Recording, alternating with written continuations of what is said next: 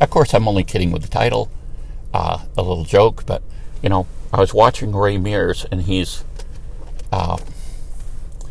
he has some shorter videos where I don't know if they were taken out of segments of of shows he did.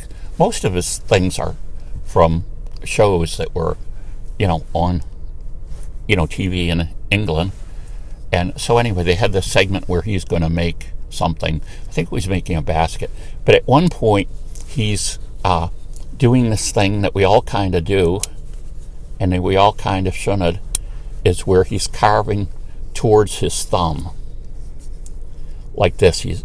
And the object was thinner. And I'm saying, and we've seen his thumb already. And I'm saying to myself, he shouldn't do that. He's cutting towards himself. And then the next scene, he's got a slit down his thumb, where obviously he did cut himself. So, not to be outdone, there's my cut, because I was doing basically the same thing. I mean, different configuration, but I was using the saw on this,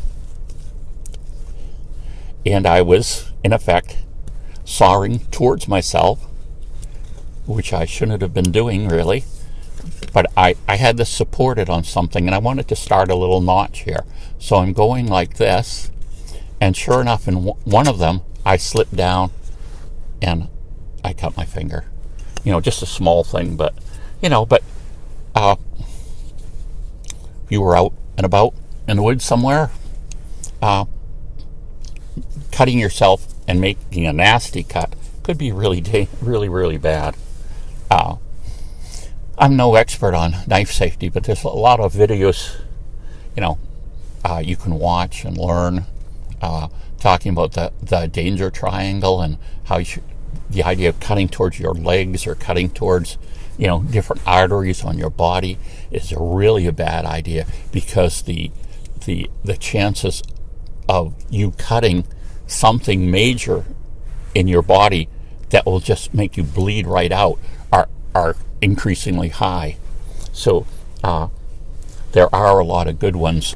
The only one that comes to mind right now, and I'm sure probably Ray Mears has some, but Dave Canterbury did one about this triangle, the danger triangle. I had a book once, and it was one of these self-published books, so it was very uneven in the content, but as you read it, there were the good little things about knife safety as you were going along, and different types of techniques you can use so that you're not cutting toward yourself. You see this, people with saws too do a lot of things where they, instead of sawing, towards themselves, they'll take even the thing that they're cutting and put it through their legs so it's outside their body, and then they'll cut. So, in other words, that saw slips, all it does is hit the ground. I've seen people too with hatchets or axes actually kneel down when they're chopping something, because if you're kneeling down and striking at something, it would be extremely difficult for you to hit any part of your body because of the way you're set up. Now, of course, you can't do that with a lot of things. You're certainly not going to fell a tree probably kneeling down. Maybe it would make it less safe. But there are a lot of knife safety things out there. But it's so interesting to see when you're doing something how quickly you forget and do something like that. There are some, of course, and I think probably everybody knows this, of course, you should always have some first aid thing with you if you're, hiking or carving or whittling or whatever. You'd have something. And one of the items that you could consider that I'll just talk a few minutes from is one of these quick clock products. That's a specific brand name. But what it is, and at one time it was chitin, which was actually manufactured from the shells of shrimp, okay? And this powdery substance, now I don't know what they did to it to make it more effective or whatever, but basically you would take this and dump this in a wound, and it will draw all the water out of the blood, causing the blood to congeal and basically stop the bleeding. In other words, it turns the exposed blood into a cork, kind of, and stops you from bleeding. And the military uses it a lot, different products. They don't have that name. Sometimes they're impregnated in bandages.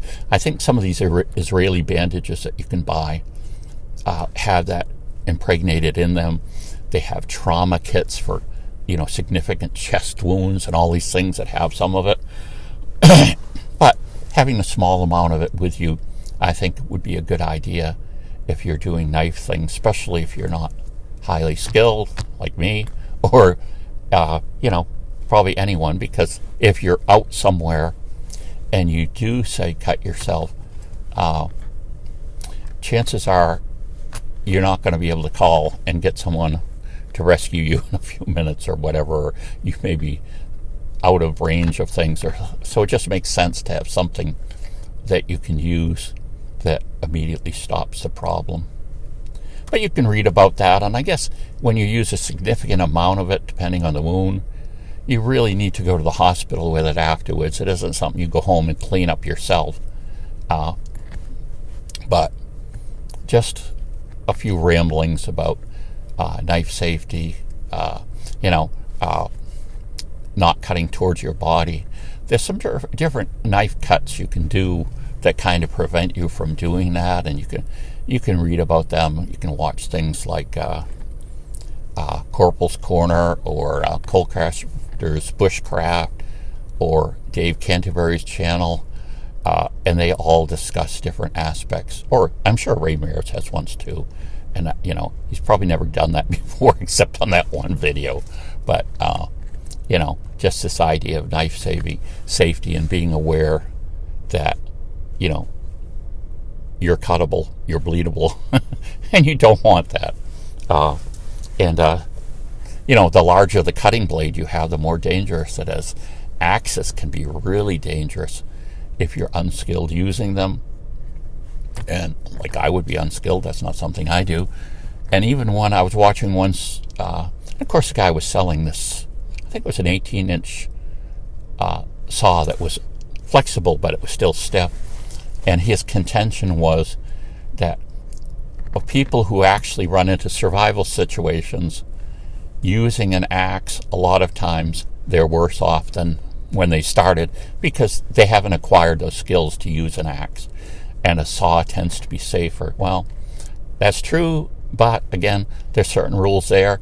If you get something on your lap and you're cutting it towards your femoral artery, that can be pretty bad too. So there's a lot to it. Some of the rules are extremely basic, like not cutting towards you. But like I say, it's extremely easy to forget when you're doing something and just say, I'll do this, and you don't stop and think, oh, I broke the rules. But there we go. And like I say, I do not have the skills of Ray Mears, probably when he was 11, with a knife even. But I hope you find this information interesting, amusing, and helpful. Bye.